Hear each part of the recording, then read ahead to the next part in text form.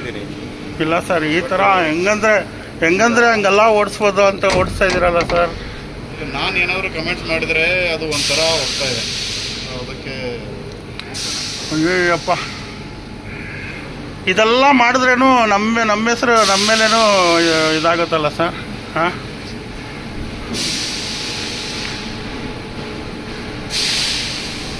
ಯಾವುದು ನೀವು ರೆಗ್ಯುಲೇಟರ್ ಯಾವ್ದು ಹೇಳಿದ್ದು? ವೋಲ್ಟೇಜ್ ರೆಗ್ಯುಲೇಟರ್ ಬಂದಿದೆ ಸರ್.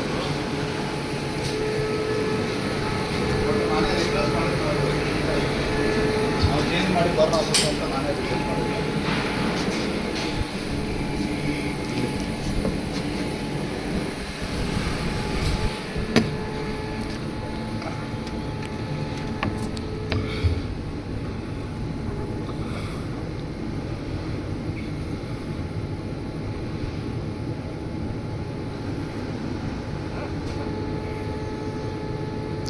ಚೆಕ್ ಮಾಡಿದ್ರೆ ನೀವು ಹೋಗಿದ್ಯಾ ಅದು? ಹಾಂ ಸರ್ ಡಿ ಸಿ ಅವರು ಬಂದಿದ್ದರು. ಹಾಂ, ಅವರು ಕೊಟೇಶನ್ ಕೊಟ್ಟಿದ್ರು, ಮಟೀರಿಯಲ್ ಬಂದಿದೆ. ಹ್ಞೂ. ಬಟ್ ರಿಪ್ಲೇಸ್ ಮಾಡಿದ್ರೆ ಮತ್ತೆ ಬರ್ನ್ ಆಗೋ ಚಾನ್ಸಸ್ ಇದೆ. ಆ ರೆಕ್ಟಿಫೈ ಹೋಗಿದ್ಯಾ ಇಲ್ಲ ರೆಗ್ಯುಲೇಟರ್ ಹೋಗಿದ್ಯಾ? ಇದೆ ರೆಕ್ಟಿಫೈ, AC to DC ರೆಕ್ಟಿಫೈಯಾ ಇಲ್ಲ ರೆಗ್ಯುಲೇಟರಾ? Regulator voltage regulator.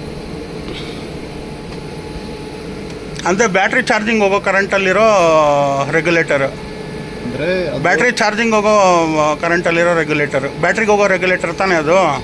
ಹಾಂ ಸರ್, ಅದು ವೋಲ್ಟೇಜ್ ಅಂದರೆ ಕರೆಕ್ಟ್ ಔಟ್ಪುಟ್ ವೋಲ್ಟೇಜ್ ಕರೆಕ್ಟ್ ಕೊಡುತ್ತೆ. ಓಕೆ. ಸೊ ಈಗ ನಮ್ಗೆ ಏನು ಬರ್ತಾ ಇದೆ ಅಂದರೆ AC ವೋಲ್ಟೇಜ್ ಲೋ ಬರ್ತಾ ಇದೆ. ಇದು ಆ ವೈರ್ 2 ವೈರ್ ಬಂದು ಇಲ್ಲಿ ಪ್ಯಾನಲಲ್ಲಿ ಹೋಗ್ತಾ ಇದೆಯಾ, ಡೈರೆಕ್ಟಾಗಿ ಬ್ಯಾಟ್ರಿಗೆ ಹೋಗ್ತಾ ಇದೆಯಾ? ಬ್ಯಾಟ್ರಿಗೆ ಹೋಗ್ತಾರೆ. ಬ್ಯಾಟ್ರಿ ಕೊಟ್ಟಿದ್ದೀವಿ, ನಾನು ಕೊಟ್ಟಿದ್ದೀನಿ. ಸೊ ರೆಗ್ಯುಲೇಟರ್ ರೆಗ್ಯುಲೇಟರ್ ಓದೋದಕ್ಕೆ ನಾನು ಅಲ್ಲಿಂದ ಬ್ಯಾಟ್ರಿ ಕೊಟ್ಟಿದ್ದೀನಿ, ಎಕ್ಸ್ಟ್ರಾ ವೈರ್. ಅಂದರೆ ಓವರ್ ವೋಲ್ಟೇಜು ಲೋ ವೋಲ್ಟೇಜು ಅದಾಗಬಾರ್ದು.